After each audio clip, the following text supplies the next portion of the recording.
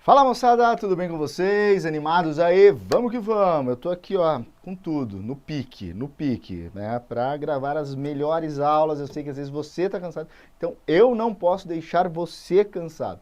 Então, me concentro ao máximo aqui, vamos que vamos. Galera, ah, hoje vamos falar sobre Semana de Arte Moderna de 1922. Coloquei até a bandeirinha, as cores, né? Ou um simulacro das cores do Brasil aqui para vocês associarem já diretamente com uma questão identitária, né? A construção, lembra? A gente já falou sobre isso lá na Carta do Caminha, como a Carta do Caminha ia ser importante, e você estudou. Daí você trouxe a ideia do índio, o índio idealizado, tá? Para as questões da independência do Brasil no romantismo no século XIX. A gente falou sobre esse índio idealizado, o índio crossfit, né? Como eu brinquei com vocês. E fomos construindo essa ideia de o que é ser um brasileiro. Agora, enfim, somos uma pátria, somos uma nacionalidade apartada dos portugueses. E agora, no começo do século XX, novas questões da identidade nacional, dessa discussão sobre o que é um Brasil, o que é o brasileiro, o que deve ser a arte brasileira, também vão surgir, né? Através desse pessoal que vai participar da Semana de Arte Moderna de 22. Um grupo de artistas, não só ligados à literatura, mas também ligados à música, como Villa-Lobos, a pintura, né? Você vai ter lá Anita Malfatti, você vai ter também o Brecheret nas artes plásticas, entre outros, né? Na literatura, na semana especificamente, a gente tem o Oswald de Andrade e também temos o Mário de Andrade, né? O Manuel Bandeira era um cara mais conservado, mais velho que os dois também, então ficou de lado, né? Falou, não, deixa para vocês, né, fazer essa micagem, né? Por quê? Porque foi um desbunde, tá? A gente estava vendo a aula passada, as vanguardas europeias e como eles buscavam chocar, né? Uma arte muito empolada, uma arte muito conservadora, que até o começo do século XX vinha sendo feito. Deixa eu arrumar, eu não estou gostando aqui do meu microfone aqui para vocês, tá bom o som aí? Olha, mas tá dobrando a minha blusa, desculpa, gente. Deixa eu ver se não vai fazer barulho. Aqui, ó. Um pouquinho melhor, 0,5 melhor, mas tá bom. Agora um pouquinho menos. Bom, vamos lá? Então, vamos romper, vamos quebrar, vamos tirar do lugar essa arte burguesa, assentada, né? E eles vão provocar, assim, né, esse burguês conservador, tranquilão, né? Queremos tirar do lugar, queremos fazer com que as dimensões do olhar para a arte tomem novas formas. E é isso que a gente vai botar para quebrar aqui e vai conversar agora, tá?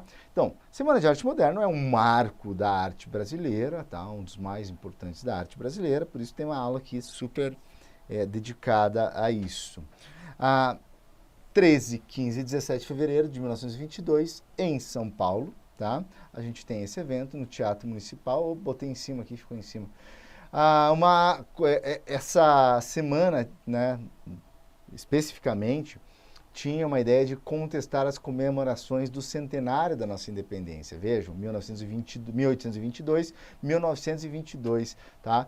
Então, se num primeiro momento, em 1822, a gente estava lá no romantismo e eu falava para vocês da figura do índio que vai pautar a literatura brasileira na literatura indianista, falando sobre esse brasileiro que é a mistura, né, entre a cabeça do europeu e a força, a coragem do nativo, a bondade do nativo, que é aquela história que a gente viu, vem lá de Montesquieu, passa pelos iluministas do bom selvagem, não esquece disso, olha que repertório massa, olha que repertório fera.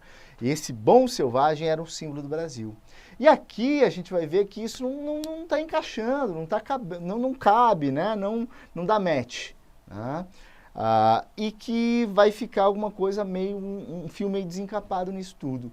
O olhar dos modernistas vai brincar, mas vai tirar muito sarro disso tudo. Por exemplo, na figura do Macunaíma, o herói sem nenhum caráter. Se a gente tem lá no século XIX um herói com todo o caráter, com toda a moral, né? Um herói perfeito, o Macunaíma, que é uma das grandes obras e referência aqui do modernismo brasileiro, da primeira fase, a gente vai ver que isso vai quebrar com esse olhar que a gente tinha para com a nossa arte, tá? Então os caras vêm para carnavalizar, como dizem os tribalistas. Vamos carnavalizar, vamos virar do avesso, vamos tirar do lugar isso tudo, tá? Então tá lá. Panorama histórico, industrialização do Brasil, olha como isso é importante também, isso é muito legal, crescimento das camadas urbanas. Percebam, cara, a gente está falando de São Paulo. Tudo que a gente estava até agora discutindo vinha lá, né, do Rio de Janeiro, tá? Claro, centro das discussões do país por conta da primazia de ser a capital, né, do império, né, e da primeira parte da República.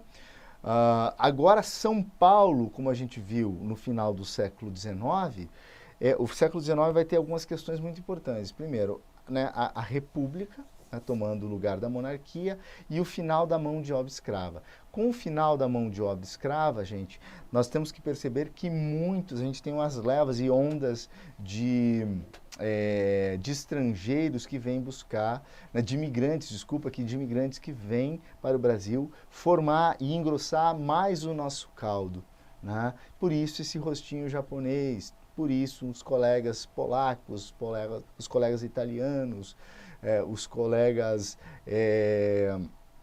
alemães e tudo mais que faz desse caldeirão de miscigenação esse país que é o Brasil, tá? Então, crescimento das camadas urbanas, porque o pessoal que estava lá nas plantações de café também começam a vir trabalhar no Brasil industrial, e esse Brasil industrial ele é simbolizado pela cidade de São Paulo.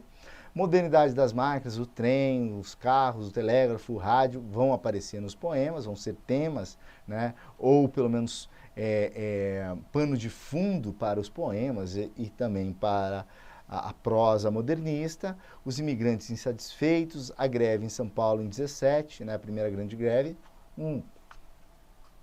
As ideias, né, comunistas que em 17 tomam corpo na Rússia, né, que vai sofrer a revolução, vão também, principalmente pelos italianos, começar a ter guarida, a ganhar espaço aqui no Brasil, tá? Elas vão chegando aqui, tanto que os primeiros sindicatos vão começar a ser montados em São Paulo, tal. Por isso São Paulo também tem essa tradição grande de sindicalismo, um sindicalismo muito ligado ao sindicalismo anárquico e também é ligado às ideias né, na sua origem, eu estou falando, certo? Na sua origem ligados ao comunismo, né, às ideias comunistas, perfeito? Que era a grande ideia, que era, né, a grande esperança de um sonho de se construir algo né, que fosse além das injustiças que se percebia, que se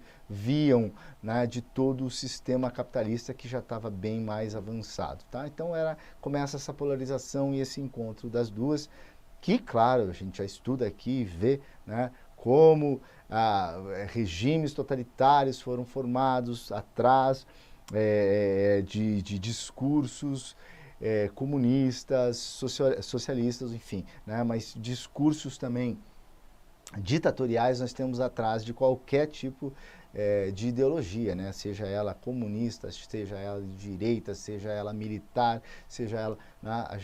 O ser humaninho conseguiu colocar, né, na porrada os adversários que ele considerava os inimigos da pátria com qualquer discurso, gente. Percebam isso. Tá? Não há um discurso hegemônico do mal ou do bem, né? Com qualquer discurso, na verdade, o que tem por trás dos discursos é uma sede de poder, um autoritarismo e ditaduras que se constroem com discursos A, B, C ou D. certo? Por isso, né, pensem sempre nisso, né, o olhar para o plural, o olhar para as democracias e o funcionamento de regras que regulem isso, me parece ainda a melhor saída para que a gente consiga viver, né, em sociedade e sem ter que ficar botando o outro no cabresto, sem ter que ficar tolhindo a liberdade dos outros e o pior, né, sem que a nossa liberdade seja tolhida, sem que a nossa liberdade seja cerceada.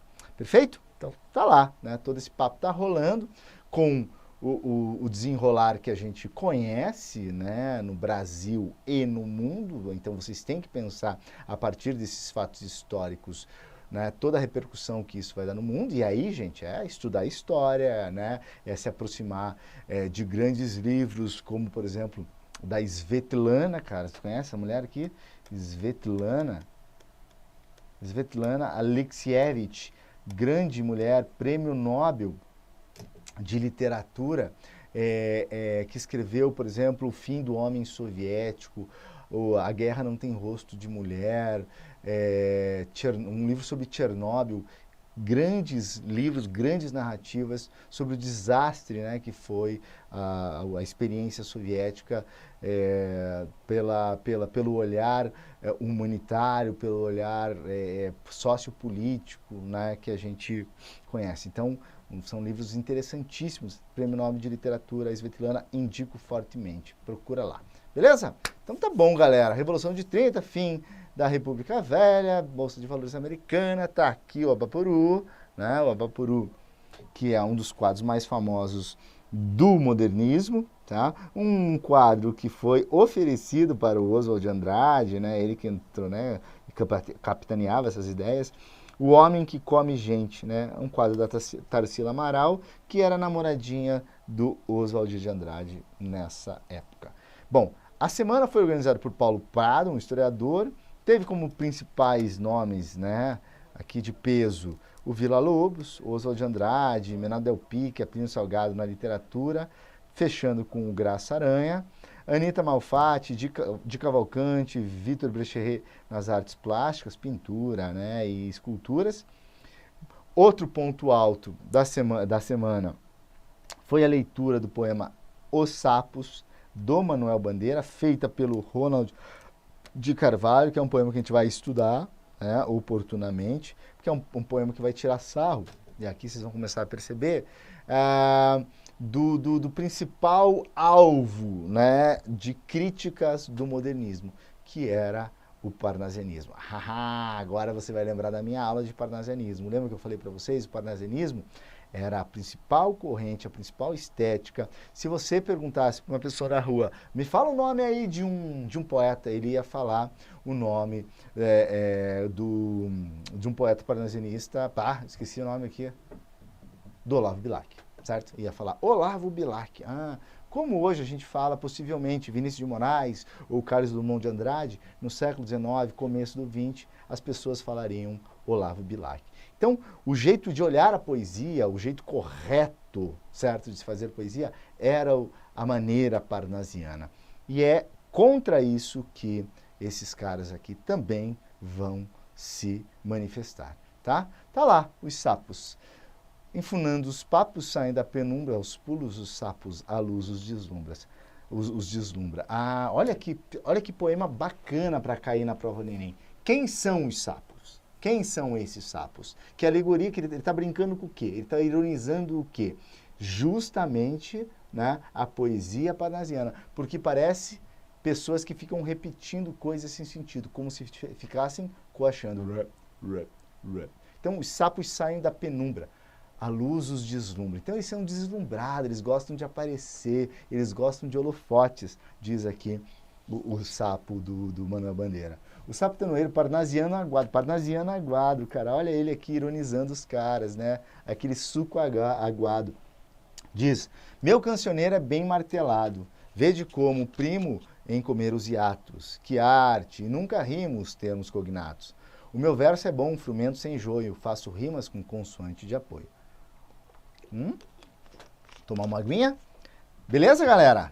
Tranquilo? Então, vejam como ele está ironizando, criticando a poesia parnasiana. poesia que parece poesia feita por sapos. Ficam coachando, falando, fazem aqueles versinhos, gracinha, né? Ficam cheios de rimas, mas não dizem como conteúdo nada.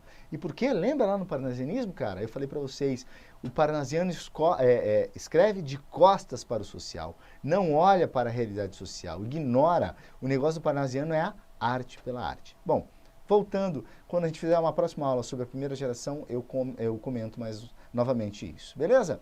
Panorama literário. Então, estão buscando renovação artística, isso aqui é o centro de tudo. O anti-academicismo, então, vamos sair daquela,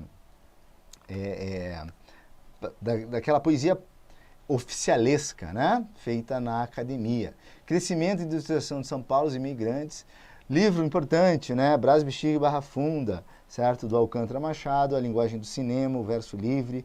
O que é verso livre, professor? O verso que não está preso às rimas. Então, eu não preciso ficar lá A, B, C, nada, né?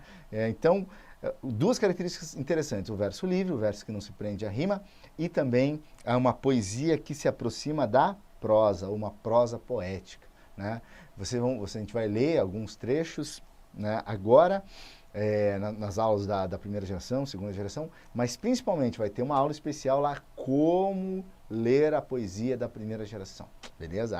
Especial para vocês, galera, beleza? Oralidade, a fala cotidiana, a paródia, então muita brincadeira, muito bom humor. Saca só esse poema aqui, ó, do João Gostoso, cara. Primeiro, João Gostoso, bicho. Quando que você viu um poema, até agora, quando a gente está estudando aqui no nosso curso, um poema que fala de João Gostoso? Pô, João Gostoso não é tema, João Gostoso não é personagem, João Gostoso não é um lírico de poema. E o cara vem com João Gostoso, velho. O que é isso? Vamos lá. Poema tirado de uma notícia de jornal. Vou deixar aqui grifadinho para vocês pensarem nisso. João Gostoso era carregador da Feira Livre e morava no Morro da Babilônia, num barracão sem número. Uma noite ele chegou no bar 21 de novembro, bebeu, cantou, dançou. Depois se atirou na Lagoa Rodrigo de Freitas e morreu afogado. Cara, lhe parece, meu querido aluno do Aprova, um poema como vocês estavam acostumados? Então imagina o cara no século XIX acostumado a ler Olavo Bilac. E aí chega um certo dia, ele abre o jornal e vê isso aqui. Fala que isso aqui não é poesia. Pelo amor de Deus. Quem é esse maluco desse Manuel Bandeira? Isso aqui não é poesia. Então vejam, gente, o que é que mudou aqui? A estética. Ela é provocativa, ela é completamente diferente. Parece uma historinha, não parece um poema. É verso livre, certo? Se aproxima da prosa, né? Poesia que se aproxima da prosa. Vejam, é uma poesia que vai falar, ela está de costas, lembra que eu falei?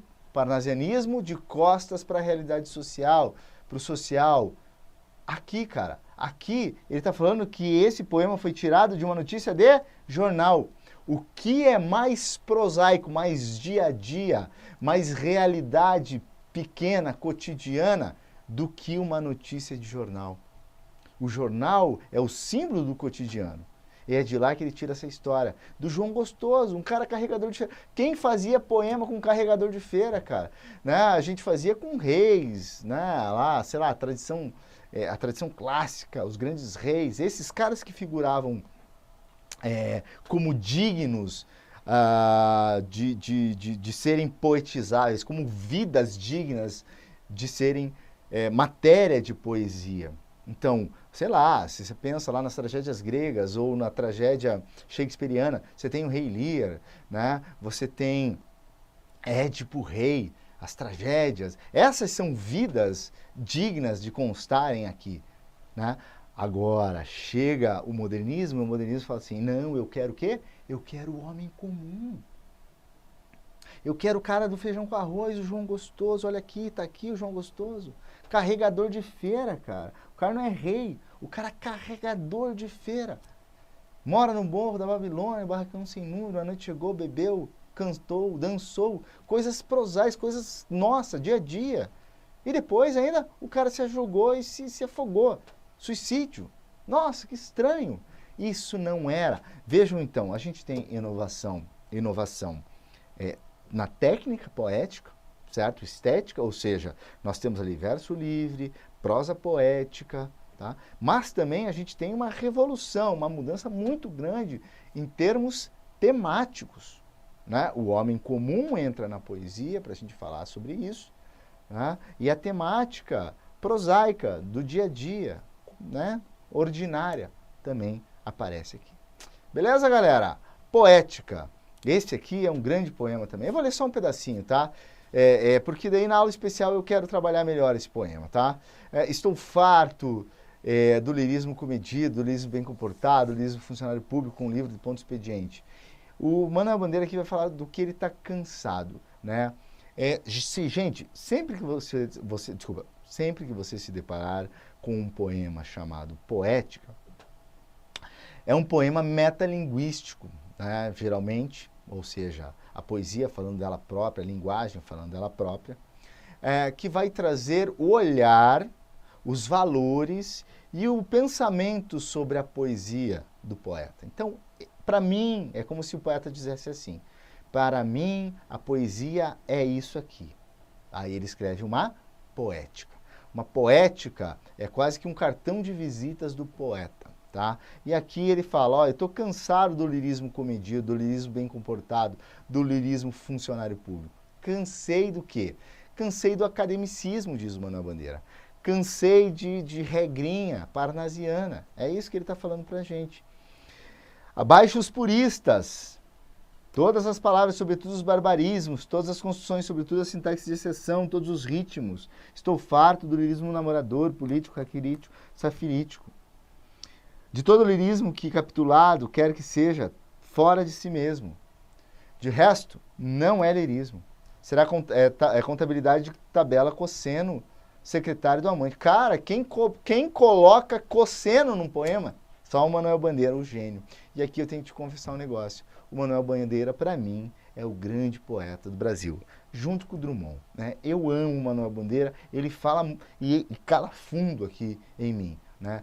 Eu presto muita atenção no que ele fala, na maneira como ele vê a experiência humana e as coisas do mundo. E eu acho fascinante. Né? Manuel Bandeira é um companheirão de vida e me socorreu, me alertou, me fez ver as coisas muitas vezes. Tá? Então ele está falando assim, gente, de resto, não é poesia, é tabela de cosseno. Por que ele está falando que é tabela de cosseno? Porque ele está falando assim, né? O parnasiano faz poesia assim, se você tiver a palavra amor, você rima com dor. E o cara vai usando tabelinhas, né? Pô, isso aqui não é poesia, isso aqui é matemática. Maneiras de agradar a mulher, etc. Quero antes o lirismo dos loucos, dos bêbados, clowns, dos clowns shakespearianos. Não quero mais o lirismo que não é libertação. Eu quero libertação. Beleza? Bom, eu vou trabalhar novamente esse poema quando a gente falar sobre a primeira geração, porque ele é muito importante. Tá ok? Tá ok? Tá ok? Então vamos que vamos, galera. Após a semana de 22, a gente tem o Oswald de Andrade publicando o Manifesto Pau Brasil. Cara, esse slide não era para estar aqui, não. Esse slide é para estar em outro, né? Quando a gente for falar da primeira geração. Então, na primeira geração, sem querer, ele ficou aqui. Ele vai estar lá e a gente conversa sobre o Oswald de Andrade, o Manifesto Pau Brasil e as outras. Ah, não, é para estar aqui sim. Tô pirando. Após a semana de 22. Vamos lá, mais um minutinho e termina aqui. O Oswald de Andrade, um dos grandes nomes aqui da semana, né? Ele vai publicar o Manifesto Pau Brasil, muito importante, vai falar sobre o primitivismo. Qual era a ideia do Pau Brasil ou o manifesto também, o manifesto antropofágico, o manifesto antropófago? Cara, o que é antropofagia? Lembra da história da Carta do Caminha, do estudo antropológico dos índios? Os índios eles tinham um ritual antropofágico, que era o quê? Você queria comer, né, a força do outro. Para comer a força do outro, você capturava ele e fazia um ritual e simbolicamente, né, assavam a carne e comiam a força do seu adversário. Então o adversário tinha que ser um cara corajoso, tal, destemido. O Oswald vem com essa ideia da antropofagia para construir uma ideia de uma nova arte brasileira, que seria o quê? Uma mistura antropofágica, os artistas brasileiros indo lá fora, comendo, devorando a arte estrangeira e deglutindo e transformando numa nova arte brasileira. Então a antropofagia no sentido artístico, né, ela vai exigir isso, que a gente olhe para fora, mas que ao comer, ao mastigar o que vem de fora, a gente não somente repita, a gente não somente replique e imite o que vem de fora, mas que a gente transforme numa obra e numa arte original brasileira. Perfeito? O Oswald pensou isso, o Caetano Veloso e o Gil na Tropicália vão usar muito essa ideia também, mas quando a gente chegar na aula de Tropicália a gente conversa sobre isso. Beleza? Fechado hoje. Grande beijo para todo mundo e até a próxima aula. Encontro vocês no Palavrão, como sempre, e também no A Prova Atualidades. Beijo, tchau.